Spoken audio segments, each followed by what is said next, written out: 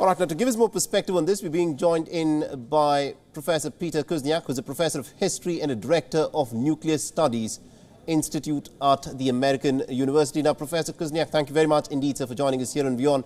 You know, every time Vladimir Putin has spoken about, the possibility of nuclear weapons, he said that no nation would dare use a nuclear weapon because it's common sense, it's mutually assured destruction.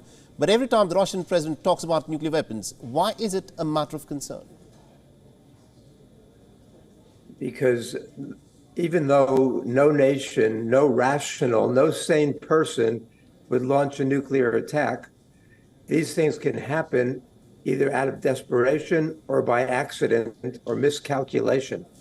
The longer this war goes on, from the very beginning, Biden said that the U.S. goal is to defeat Russia militarily, or have Ukraine defeat Russia militarily. But he has also said that if Russia were in a position where it was being defeated militarily, it would possibly resort to using nuclear weapons.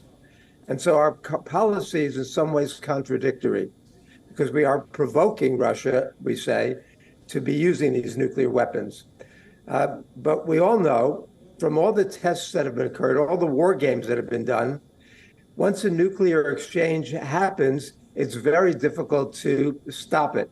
Absolutely. So the prospect of a limited nuclear war is not very, very likely, which means that it could easily escalate into a full-scale nuclear war, which is what we're talking about when we talk about mutually assured destruction.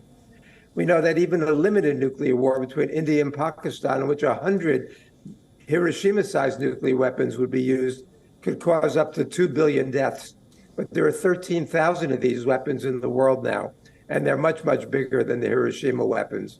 So we're in a precarious situation, because as you say, the war situation is getting more desperate. And now with the seemingly failed Ukrainian counteroffensive, it looks like this war is going to continue.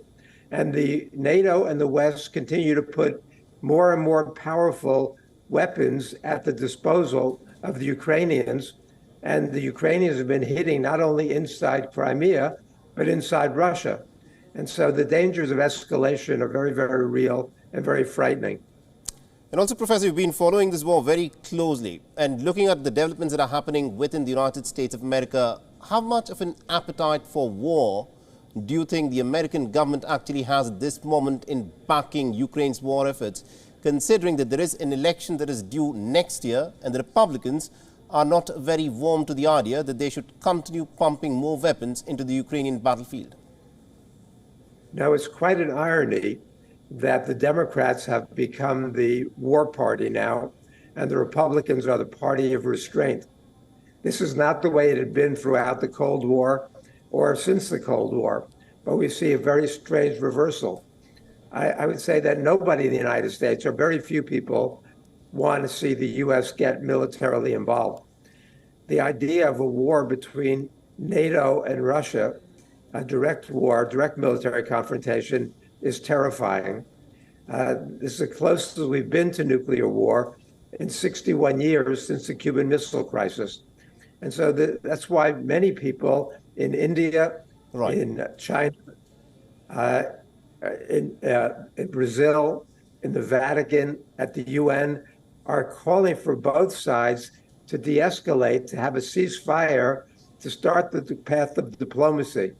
But as you say, with the election coming up, and with Biden going to be 82 years old, Biden is desperately trying to project strength.